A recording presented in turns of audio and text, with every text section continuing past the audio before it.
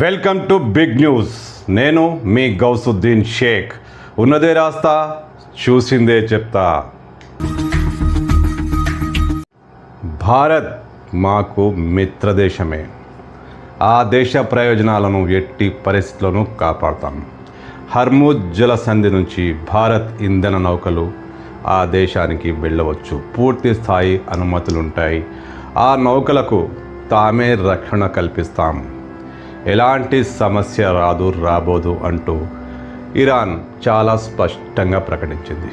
అవును, భారతదేశాన్ని మిత్రదేశంగా పరిగణిస్తూ మన దేశం నౌకల్ని హర్ముజ్ జలసంధి గుండా ఇండియాకు వచ్చేందుకు పూర్తి స్థాయి అనుమతులు ఇచ్చింది ఇరాన్. అయితే చిన్న మెలిక పెట్టింది. ఇరాన్ భారతదేశానికి చిన్న మెలిక పెట్టింది. అదేంటంటే హర్ముజ్ జలసంధి మీదుగా ప్రయాణించే భారత నౌకలు ఖచ్చితంగా టోల్ చెల్లించాల్సిందే. అవును, ఇరాన్ టోల్ వసూలు చేసేందుకు నిర్ణయం తీసుకుంది. ఖచ్చితంగా టోల్ వసూలు చేస్తేనే ఆ జలసంధి గుండా, హర్ముజ్ జలసంధి గుండా భారత నౌకలు తమ గమ్యస్థానానికి చేరుకోవచ్చు. ఇది భారతదేశానికి మాత్రమే పరిమితం కాలేదు. తన మిత్ర దేశాల జాబితాను ఇరాన్ ప్రకటించింది.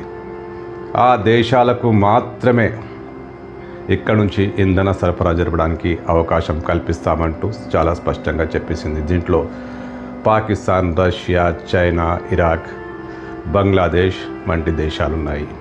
ఈ దేశాలకు హర్ముజ్ జలసంధి గుండా పూర్తిగా ప్రయాణానికి వెసులుబాటు కల్పిస్తామని, ఆ నౌకలకు పూర్తి స్థాయి భద్రత గ్యారంటీ మాదేనంటూ ఇరాన్ స్పష్టం చేసింది. అయితే ఖచ్చితంగా టోల్ చెల్లించాల్సిందేనంటూ ఇరాన్ ఒక షరతు పెట్టింది, కండిషన్ పెట్టేసింది. దీనికి సంబంధించి ఇరాన్ స్పష్టమైన కారణాలు కూడా వెల్లడించింది. ఆ ప్రాంతం గుండా వెళ్ళే నౌకలకు, అంటే హర్ముజ్ జలసంధిని దాటే నౌకలకు పూర్తి రక్షణ కల్పించేందుకు ఖర్చు అవుతుంది. అంతేకాకుండా పర్యావరణానికి కూడా ఇబ్బంది కలగకుండా పర్యావరణ పరిరక్షణ కూడా డబ్బులు చెల్లించాల్సి ఉంటుంది. దేశ పునర్నిర్మాణానికి కూడా డబ్బులు అవసరం ఉంటాయంటూ ఇలా 4-5 షరతులు పెట్టి దానికి టోల్ వసూలు చేసేందుకు ఇరాన్ నిర్ణయం తీసుకుంది. అంటే భారత్ సహా మిత్రదేశాలు ఏవైనా సరే హర్ముజ్ జలసంధి గుండా తమ దేశాలకు వెళ్లే నౌకల కోసం ఖచ్చితంగా టోల్ చెల్లించాల్సిందే. ఇది తప్పనిసరి తంతు అని ఇరాన్ స్పష్టం చేసింది. అంతేగాని ఎవరిని బలవంతం పెట్టబోమని, కానీ తమ దేశ పునర్నిర్మాణానికి, ఆ నౌకల భద్రతకు ఇది తప్పనిసరి అంటూ ఆ దేశం స్పష్టం చేసింది. అంతేకాకుండా శత్రు దేశాల జాబితాను కూడా విడుదల చేసింది. దీంట్లో అమెరికా, ఇజ్రాయెల్ వంటి దేశాలతో పాటు గల్ఫ్ కంట్రీస్, అమెరికా ఇజ్రాయెల్కు సహకరిస్తున్న గల్ఫ్ కంట్రీస్కి సంబంధించిన నౌకల్ని కూడా అనుమతించబోమని, వాటికి ఎలాంటి ఒప్పందం ఉండబోదంటూ ఇరాన్ స్పష్టం చేసింది.